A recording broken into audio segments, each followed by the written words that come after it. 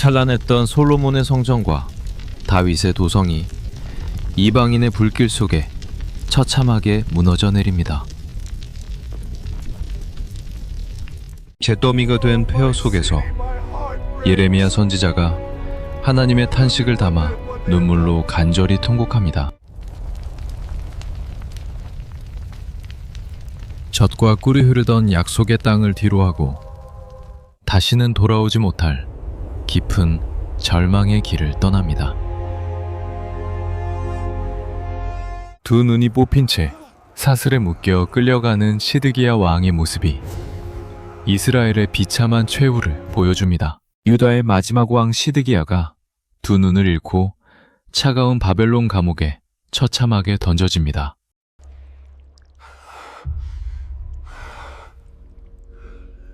모든 것을 잃어버린 깊은 어둠의 땅 바벨론에서 하나님의 백성들이 다시 회복의 소망을 꿈꿀 수 있는 걸까요? 성전이 불타고 도시는 무너졌습니다. 약속마저 끝난 것처럼 보였던 그 시절, 하늘은 깊은 침묵에 빠졌습니다. 하루가 지나고 10년이 지나고 100년이 흘러도 하나님의 음성은 들리지 않았습니다. 사람들은 절망하며 물었습니다. 정말 하나님은 살아계시는 것일까요? 하지만 성경은 우리에게 말합니다. 하나님의 침묵은 결코 포기가 아니었습니다. 그분은 말없이 인류의 역사를 새롭게 준비하고 계셨습니다. 그리고 마침내 400년의 침묵을 깨고 그분이 우리 곁으로 오십니다. 그런데 여러분, 이 놀라운 이야기를 우리는 과연 어디까지 이해하고 있을까요? 그래서 오늘 이 이야기를 처음부터 차근차근 다시 살펴보려 합니다. 여러분에게 질문을 하나 드릴게요. 성경에 나오는 인물들의 순서를 기억하시나요? 아담, 노아, 모세, 다윗 중에서 누가 먼저이고 누가 나중일까요? 놀랍게도 교회를 오래 다닌 분들도 이 질문 앞에서는 헷갈려합니다. 생각보다 어려운 일이죠. 여러분, 집안의 족보를 한번 떠올려 보세요. 고조 할아버지와 증조 할아버지, 그리고 아버지와 나로 이어지는 이 순서를 모르면 우리 가족의 역사를 제대로 이해할 수 없습니다. 성경도 이와 마찬가지입니다. 아담의 자손 노아, 노아의 자손 아브라함, 그리고 아브라함의 자손 다윗으로 이어지는 이 흐름은 단순한 이야기 모음집이 아닙니다. 이것은 한 가족의 역사이자 인류 전체의 거대한 족보입니다. 그런데 우리는 그동안 성경을 어떻게 읽어왔나요? 어느 주일에는 할아버지 이야기를 듣고 다음 주에는 갑자기 증손자 이야기를 듣습니다. 그 다음 주에는 다시 고조 할아버지 이야기로 돌아가니 순서가 뒤죽박죽이 되기 일쑤입니다. 왜 이런 일이 생길까요? 성경은 단순한 책 한 권이 아니기 때문입니다. 구약 39권과 신약 27권으로 이루어진 총 66권의 책들은 각각 독립된 이야기처럼 보이지만 사실은 하나의 거대한 서사를 이루고 있습니다.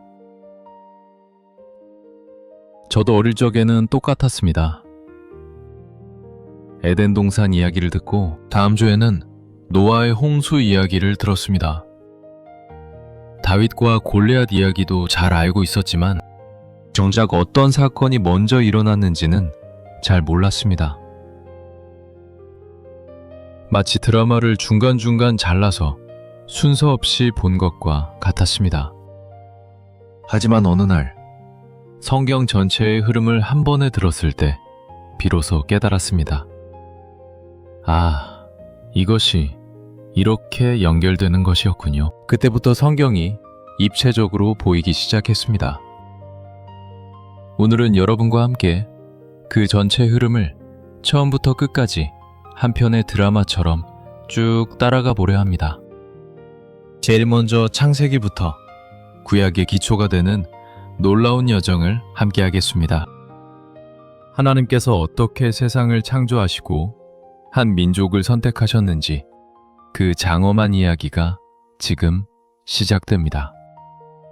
성경은 단순한 종교 경전 그 이상의 가치를 지닙니다.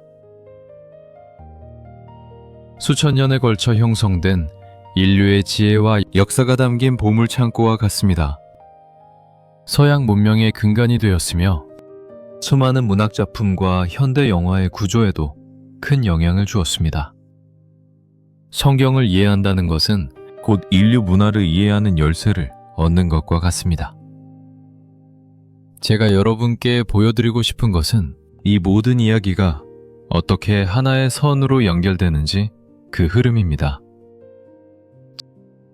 창조와 타락, 그리고 구속의 약속이라는 거대한 드라마를 지금부터 차근차근 따라가 보겠습니다. 아무것도 없던 그 태초의 순간으로 여러분을 초대합니다. 첫 번째는 모든 것의 시작인 창조 시대입니다. 태초에 하나님이 천지를 창조하셨습니다. 하나님께서는 말씀으로 세상을 지으셨고 여섯째 날에 사람을 만드셨습니다. 그리고 일곱째 날에 안식하시며 사람을 에덴 동산에 살게 하셨습니다. 하나님께서는 사람이 모든 것을 풍요롭게 누리며 하나님과 함께 행복하게 살기를 원하셨습니다. 다만 꼭 지켜야 할 약속이 딱 한 가지 있었습니다. 그것이 무엇이었나요? 바로 선악을 알게 하는 나무의 열매를 먹지 말라는 것이었습니다. 그런데 뱀이 나타나 하와에게 속삭입니다. 그것을 먹으면 너희도 하나님처럼 될 수 있다고 말이죠. 하와가 그 열매를 바라보니 보기에도 아름답고 먹음직스러웠습니다. 결국 인간은 손을 뻗었고 이것이 인류 최초의 불순종이 되었습니다. 그 순간 모든 것이 바뀌었습니다. 인간은 죄를 짓고 행복했던 에덴 동산에서 쫓겨나게 됩니다. 이것은 단순한 옛날 이야기가 아닙니다. 우리 모두가 가진 자유와 책임, 그리고 선택의 결과가 얼마나 중요한지를 보여주는 사건입니다. 아담과 하와는 동산 밖에서 두 아들을 낳았습니다. 형 가인과 동생 아벨입니다. 두 형제가 하나님께 제사를 드렸는데 하나님께서는 아벨의 제사만 받으셨습니다. 이에 화가 난 가인은 결국 동생을 죽이고 맙니다. 형제간의 질투와 살인이라는 인간 본성의 어두운 면이 드러나는 비극적인 순간이었습니다. 하나님께서는 가인에게 물으십니다. 내 아우 아벨이 어디 있느냐? 가인은 뻔뻔하게 대답합니다. 제가 아우를 지키는 사람인가요? 하나님께서는 가인을 징계하시면서도 그에게 표를 주어 보호하셨습니다. 심판 중에도 자비를 베푸신 것입니다. 이후 하나님의 역사는 가인이 아니라 셋째 아들 셋을 통해 이어집니다. 셋의 자손 가운데 우리가 잘 아는 노아가 등장합니다. 노아의 시대에는 세상이 온통 죄악으로 가득했습니다. 사람들은 하나님께서 슬퍼하시는 일들을 사슴지 않고 행했습니다. 하나님께서는 당대의 의인이었던 노아 한 사람을 선택하셨습니다. 노아는 하나님의 명령에 따라 산 위에 거대한 방주를 지었고 하나님께서는 홍수로 세상을 심판하셨습니다. 홍수가 끝나고 노아가 방주에서 나왔을 때 하나님께서는 아름다운 무지개를 선물로 주셨습니다. 다시는 홍수로 세상을 멸하지 않겠다는 약속의 증표였습니다. 노아에게는 셈과 함, 그리고 야벳이라는 세 아들이 있었습니다. 이 이름들을 꼭 기억해 두세요. 하나님께서는 이들 중 셈을 통해 역사를 이어가십니다. 하지만 시간이 흘러 셈의 자손들도 다시 교만해졌습니다. 그들은 하늘 높이 바벨탑을 쌓기 시작했습니다. 하나님처럼 높아지려 했고 온 땅에 흩어지지 않으려 했습니다. 이것은 하나님을 거역하는 명백한 행동이었습니다. 하나님께서는 사람들의 언어를 혼잡하게 만들어 그들을 온 지면에 흩으셨습니다. 이때부터 세상의 언어가 갈라지게 된 것입니다. 다시 시간이 흘러 하나님께서는 한 사람에게 시선을 고정하십니다.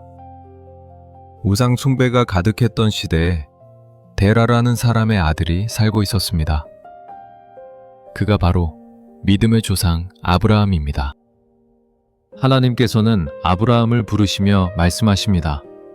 아브라함아, 너를 통해 나의 백성을 이루고 온 민족에게 복을 주겠다. 여기까지가 창조 시대의 핵심입니다. 아담에서 노아로, 노아에서 셈으로, 그리고 아브라함으로 이어지는 이 줄기를 따라 하나님의 역사는 쉬지 않고 흘러갑니다. 이제 하나님께서는 이 한 사람, 아브라함을 통해 인류를 구원할 거대한 계획을 본격적으로 실행에 옮기기 시작하십니다. 두 번째는 아브라함 때부터 시작되는 족장 시대입니다.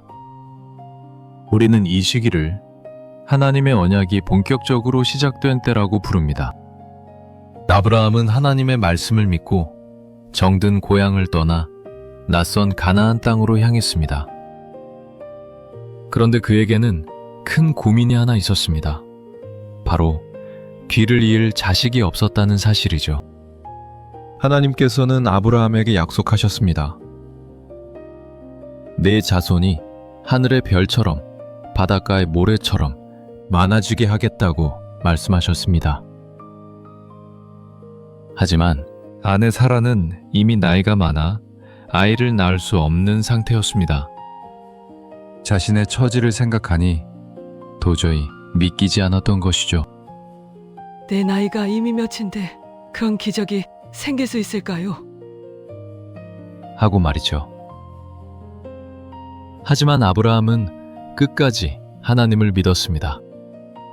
그리고 놀랍게도 그가 100세가 되었을 때 아들 이삭을 얻게 됩니다. 그런데 어느 날 하나님께서 너무나 감당하기 어려운 명령을 내리셨습니다. 그 귀하고 소중한 아들, 독자 이삭을 번제로 바치라고 말씀하신 것입니다. 여러분, 이 장면을 한번 상상해 보세요. 한 아버지가 떨리는 손으로 칼을 들고 제단 위에 묶인 자기 아들을 내려다보고 있습니다. 100세에 얻은 유일한 생명인데 이것이 과연 가능한 일인가요? 아브라함이 정말로 칼을 내리려던 그 찰나에 하나님께서 그의 손을 막으십니다. 이제야 네가 하나님을 경외하는 줄을 내가 알았노라고 말씀하시며 근처 숲에 미리 준비된 숫순양을 보여주십니다. 이것은 하나님에 대한 절대적인 순종이 무엇인지 보여주는 성경의 가장 감동적인 장면 중 하나입니다. 이삭에게도 자녀가 태어나는데 바로 쌍둥이 형제 에서와 야곱입니다. 하나님께서는 동생 야곱을 선택하여 구원의 역사를 이어가십니다. 야곱에게는 12명의 아들이 있었는데 그중 11번째 아들이 바로 우리가 잘 아는 요셉입니다. 요셉은 형들의 시기를 받아 애굽의 노예로 팔려갔지만 하나님의 놀라운 도우심으로 결국 애굽의 총리 자리까지 오르게 됩니다. 요셉의 이야기는 배신과 고난 속에서도 하나님이 어떻게 선하게 인도하시는지, 야곱의 12아들은 나중에 이스라엘 12지파의 뿌리가 되며 이때부터 이스라엘이라는 거대한 민족의 기틀이 잡히기 시작합니다. 세 번째는 노예의 삶에서 자유를 찾아 떠나는 출애굽 시대입니다. 요셉 덕분에 애굽으로 내려왔던 이스라엘 가족들은 그곳에서 크게 번성했습니다. 그러나 시간이 흘러 요셉을 알지 못하는 새로운 왕이 다스리게 되자 이스라엘 사람들은 고통스러운 노예 신세로 전락하고 맙니다. 바로 왕은 히브리 민족이 너무 강해지는 것을 두려워하여 태어나는 남자 아기들을 모두 죽이려는 잔인한 명령을 내렸습니다. 이때 레위 지파의 한 여인이 아들을 낳았는데 그 아이가 바로 모세입니다. 어머니는 아기를 살리기 위해 갈대 상자에 담아 나일강에 띄워보냅니다. 하나님의 섬세한 인도하심으로 상자는 바로의 공주에게 발견되었고 모세는 왕궁에서 왕자로 자라게 됩니다. 하지만 모세는 자기 동족이 학대당하는 모습을 보고 애굽 사람을 죽이게 되어 광야로 도망칩니다. 그렇게 40년이라는 긴 세월을 광야에서 보내던 어느 날 하나님께서 떨기나무 불꽃 가운데서 모세를 부르십니다. 모세, 이제 때가 되었으니 애굽에 있는 내 백성을 이끌어 약속의 땅으로 데려가라. 하나님께서는 10가지 재앙을 통해 바로의 완악한 고집을 꺾으셨습니다. 마지막 재앙은 장자의 죽음이었는데 어린 양의 피를 문설주에 바른 이스라엘 집들은 그 심판을 피할 수 있었습니다. 이것이 바로 6월절의 시작입니다. 애굽 바로는 이스라엘 백성을 보내주었고 그들은 젖과 꿀이 흐르는 가나안을 향해 웅장한 여정을 시작합니다.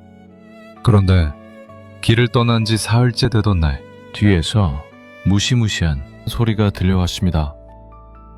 바로 이집트의 최정예 전차부대가 추격해온 것입니다. 앞에는 거대한 홍해 바다가 가로막고 있고 뒤에는 날카로운 칼을 든 군사들이 쫓아오는 절박한 순간이었습니다.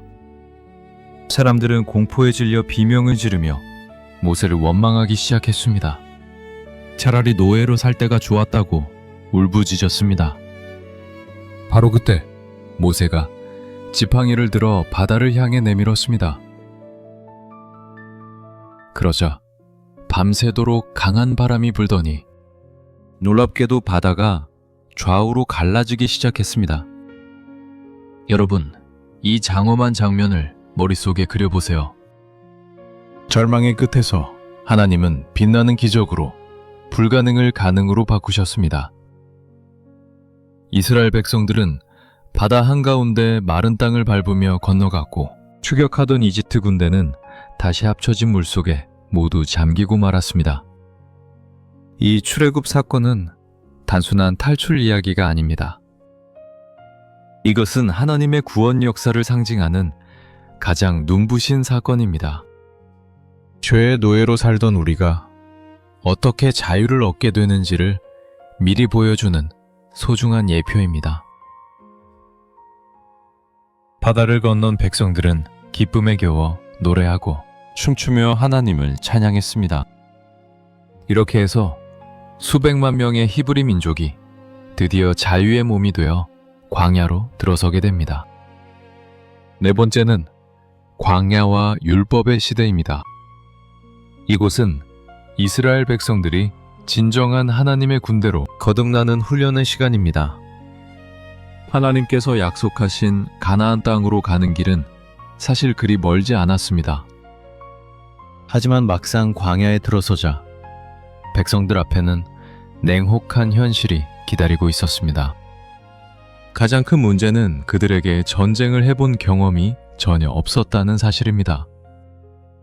400년 동안 노예로만 살았던 사람들이니 모두가 겁을 먹는 것이 당연했습니다. 하나님께서 보시기에 이들은 아직 거룩한 땅을 차지할 준비가 되지 않았습니다.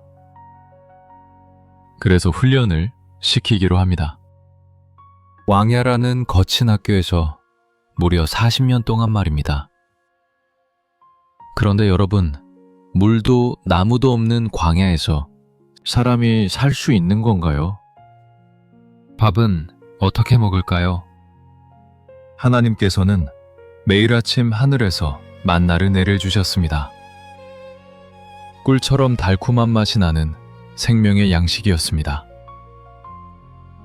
낮에는 뜨거운 해를 피해 구름 기둥으로 그늘을 만드셨고, 밤에는 추위를 이기도록 따뜻한 불기둥을 세워주셨습니다. 목이 마를 때는 딱딱한 반석에서 맑은 물이 솟아나게 했습니다. 하나님께서 이 40년 동안 가르치고 싶으셨던 것은 오직 한 가지였습니다. 바로 나 여호와 하나님만 의지하라는 신뢰의 훈련이었습니다. 나만 믿으면 너희는 안전하다는 것을 보여주려 하셨던 것입니다.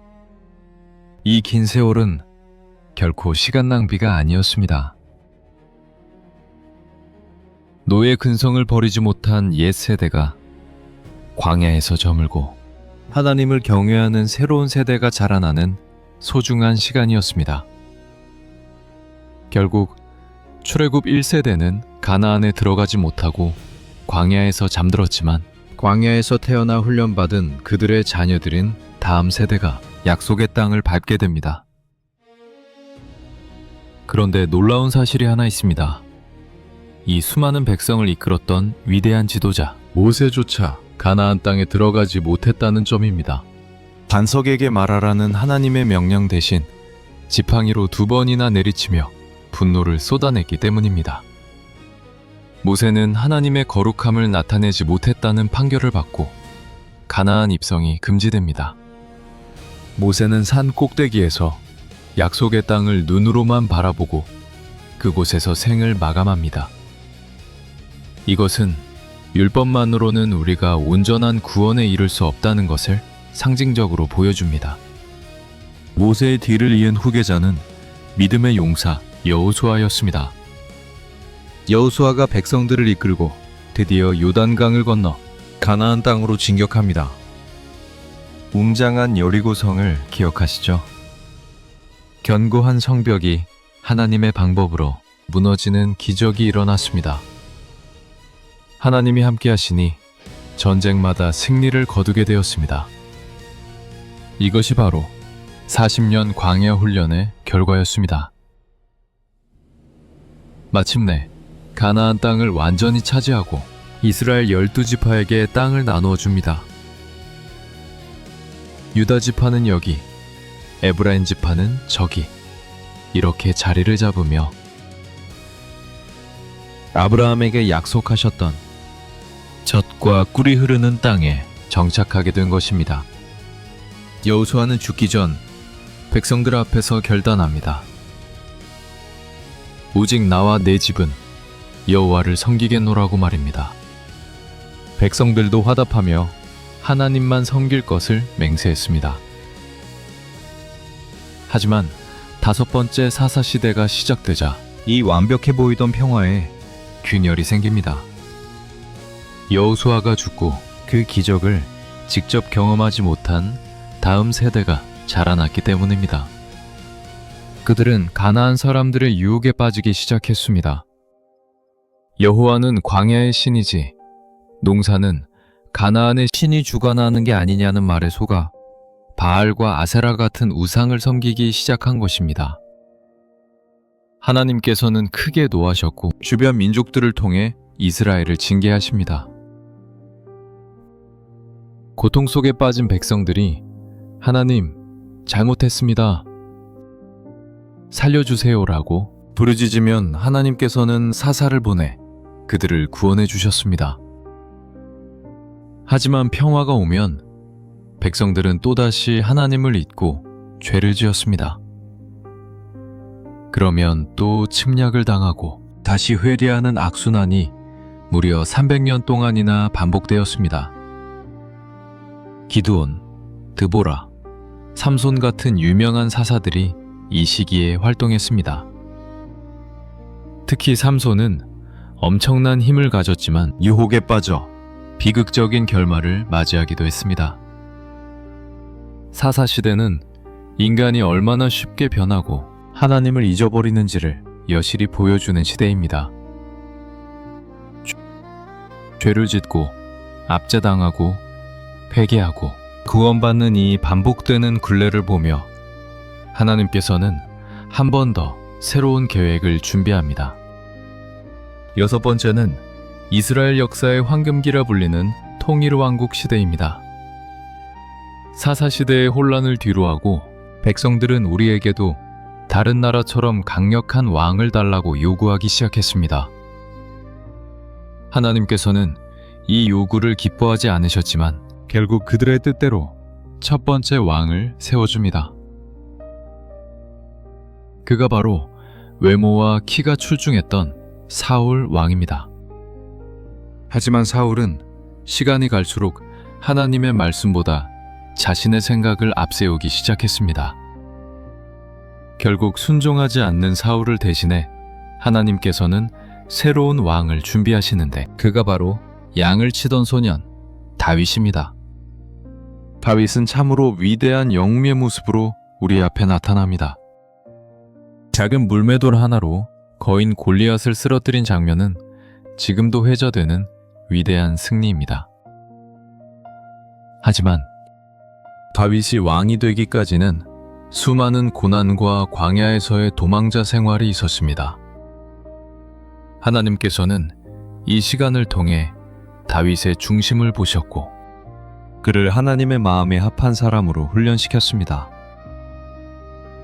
다윗은 예루살렘을 수도로 정하고 하나님의 언약궤를 모셔오며 이스라엘을 가장 강력한 국가로 성장시킵니다. 그는 실수하고 넘어질 때도 있었지만 그때마다 진심으로 회개하며 하나님께 매달렸던 왕이었습니다. 다윗의 뒤를 이은 왕은 지혜의 상징인 솔로몬입니다. 하나님께서 무엇을 줄까 물으셨을 때 솔로몬은 백성을 잘 다스릴 수 있는 지혜를 구했습니다. 그 마음을 기쁘게 여기신 하나님께서는 지혜뿐 아니라 부와 영광까지 덤으로 주었습니다. 솔로몬 시대에 이스라엘은 역사상 가장 찬란한 번영을 누립니다. 무엇보다 아버지 다윗의 수건이었던 하나님의 성전을 건축하게 되는데 금과 은으로 장식된 이 웅장한 제1성전은 이스라엘 신앙의 중심지가 됩니다. 하지만 영원할 것 같던 이 영광 뒤에 어두운 그림자가 들이우기 시작합니다. 솔로몬의 마음이 말년에 이르러 조금씩 변질되었기 때문입니다. 수많은 이방 여인들을 아내로 맞이하며 그들이 가져온 우상들이 이스라엘 땅에 들어오게 됩니다. 성전 봉헌식 날, 그토록 뜨거웠던 하나님을 향한 사랑이 식어가자 하나님께서는 경고의 메시지를 보냅니다. 결국 이 불순종의 씨앗은 다음 세대에 이르러 나라가 둘로 쪼개지는 비극적인 결말로 이어지게 됩니다. 사울과 다윗, 그리고 솔로몬으로 이어진 이 120년의 통일 왕국 시대는 우리에게 무엇을 말해주는 걸까요? 왕의 권력보다 더 중요한 것은 하나님을 향한 변함없는 마음이라는 사실입니다. 이제 이 화려했던 왕국이 왜 분열될 수밖에 없었는지 그 아픈 역사가 시작되는 분열 왕국 시대로 넘어가 보겠습니다. 일곱 번째는 찬란했던 통일 왕국이 둘로 쪼개지는 분열 왕국 시대입니다. 솔로몬이 죽고 그의 아들 르호보암이 왕위에 올랐을 때 백성들은 그동안의 고된 노동과 무거운 세금을 가볍게 해달라고 간청했습니다. 하지만 르호보암은 원로들의 조언 대신 젊은 신하의 말을 듣고 오히려 더 가혹하게 다스리겠다고 대답했습니다. 나의 아버지는 채찍으로 너희를 징계하였으나 나는 전갈 채찍으로 너희를 징계하리라는 이 오만한 대답 때문에 결국 나라는 북이스라엘과 남유다로 갈라지게 됩니다. 열지파를 이끄는 여로보암이 북쪽에 나라를 세웠고 남쪽에는 다윗의 가문을 잇는 두 지파만이 남유다로 남게 되었습니다. 북이스라엘의 역사는 어떠했는지 살펴보겠습니다. 슬프게도 북쪽의 모든 왕들은 하나님 보시기에 악을 행했습니다. 한 명도 예외 없이 하나님을 떠나 우상을 섬겼습니다.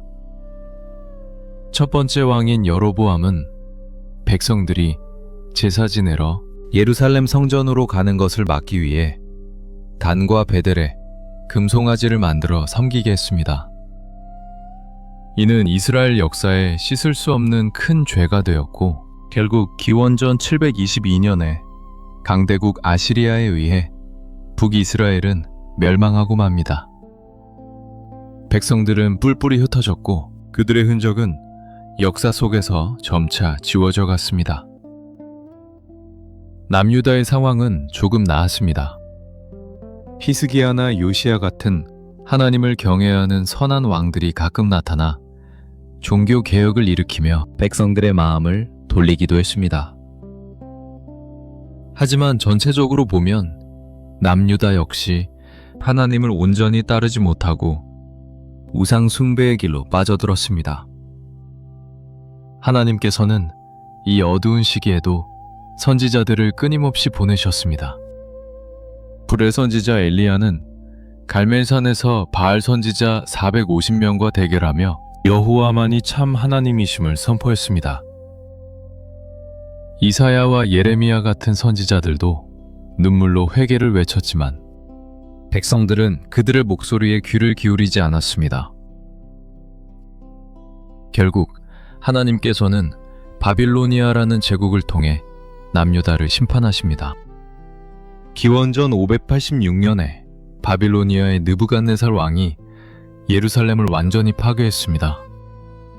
솔로몬이 그토록 정성을 들여 지었던 성전은 불길에 휩싸였고 성벽은 무너졌으며 왕궁은 파괴되었습니다.